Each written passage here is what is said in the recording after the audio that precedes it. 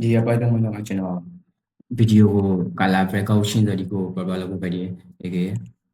ဗီဒီယိုတစ်ပုတ်မှအရိကိစားကနောက်ခံ background color ဒီကပို့လို့အရိကိဒီ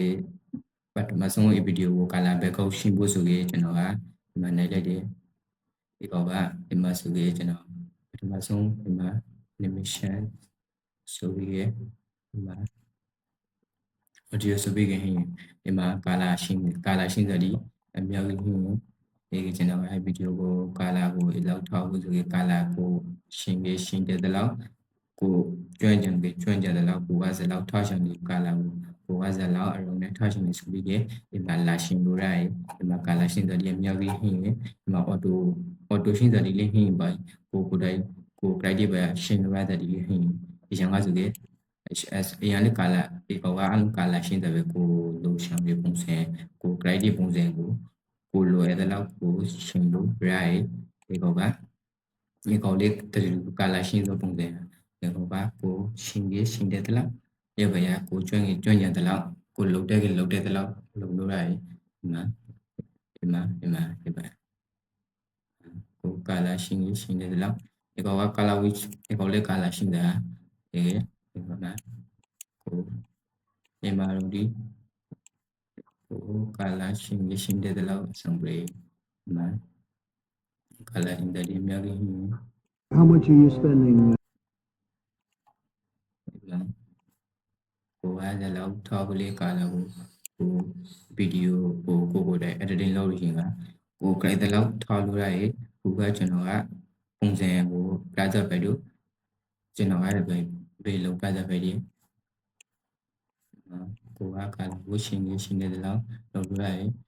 ဒီကိုကဗီဒီယိုပဲခြေချမ်းလေးဒီမှာ transform က scale ကကို lotion တဲ့လောက်ကိုလုံးလို့ရတယ်ဒီမှာ audio ဆိုတော့ကလောင်းလေးဆိုရင်ကိုကအသင်ရှင်းတာပဲဒီကိုဗီဒီယိုကိုစာအသင်ဒီစာအိမ်မှာအသင်ဒီအမျိုးမျိုးဟင်းအသင်ဒီနေဆိုဒီမင်းဆိုဒီအများကြီးပါရဲ့ကျွန်တော်တို့စမ်းပါမယ်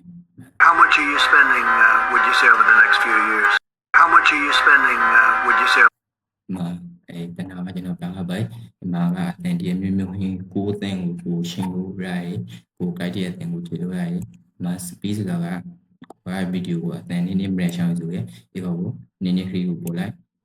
ဗီဒီယိုကအသင်မန်နီကိုဖိတ်ဒီ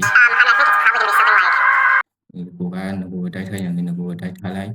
ရန်တော့ပို့လို့မရရှောင်းဆိုရကိုကရန်တော့ပို့လို့အမန်ကိုထားလိုက် right ဒီမှာလေး wire effect အသင်ဖယ်ဒီကကိုက guide တဲ့အသင်ကိုထောက် guide တဲ့အသင်ကိုလုံးအဆောင်ပေးကိုလုံးတဲ့လောက်လုံးလို့ right ဒီမှာလေး animation ဆိုတော့တနာကဗီဒီယိုဖဲပုံစံလိုမျိုးဒီနောက်တစ်ခုအရေးကြီးတာကကိုကဗီဒီယိုတစ်ခုလုံးကို editing လုပ်လို့ပြီးပဲကိုက export လုပ်ဖို့ရှင်တာကိုက export တောင်းရရှင်တာဒီမှာ resolution ကို bitrate ကို clouding format frame rate ကအရေးကြီးကိုကဖုန်းနဲ့ editing လုပ်ရဆိုရင်ကိုဖုန်းက memory ဘယ်လောက်လဲဆိုရင်ကို memory ပုံဒီပြီးကိုဤဗီဒီယိုကိုက resolution ကိုဘောနဲ့တောင်းလို့ရတယ်ကိုကစလောက် resolution ထောက်ပြီးဆိုပြီးကိုကဒီမှာလာပြီး ratio လို့ရတယ်ကျွန်တော်ကမိတဲ့ကျွန်တော်ဒီဗီဒီယိုဒီကို 4K resolution လောက်ထားရတယ်ကျွန်တော်ဟိုဗီဒီယိုမှာလည်း 4K resolution ကို ratio လိုက်တယ် format ဆိုတော့ကိုက MP3 video လား MP4 video လား ratio ဆိုပိုက်တယ်ဟိုဗီဒီယိုက MP4 video ပိုက်တဲ့အတွက်နဲ့ကျွန်တော် MP4 ကိုပဲ ratio ဆိုပိုက်တယ်ဒီက frame rate ဆိုတော့ဆောင်းလေးဆိုရင်ကိုက video quality performance လောက်ထောက်ပြီးဆိုရင်ကိုကကျွန်တော်အမေတန်30 fps ထားရတဲ့ကျွန်တော်30 fps ကို raise လိုက်တယ်ဒီကအလုံးဗီဒီယို ratio က export လုပ်ပြီးအဆောင်ပေးဒီကကျွန်တော်ကခရီးဗီဒီယိုဒီမှာ pro ပဲကိုကအဖေဒီ ဆောက်အဖေဒီ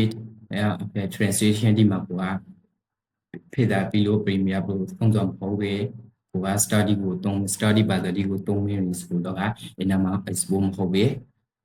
Joint Premiere Pro ဆိုပြီးလာပေါ်တယ်ဒီပေါ့ကိုကဖေးတာပြီးလို့ဆုံးတယ်လူဒီမှာဆိုတော့တခါတည်း export လုပ်လိုက်ခဲ့ပဲကျွန်တော်မှတခါဖေးတာပြီးလို့သုံးတာပဲတော့တခါတည်း export လုပ်လိုက်ခဲ့အဆံပေးပဲဒီကိုကဖေးတာပြီးလို့လေးမဆုံးချင်ဆိုပြီးတော့ဟိုက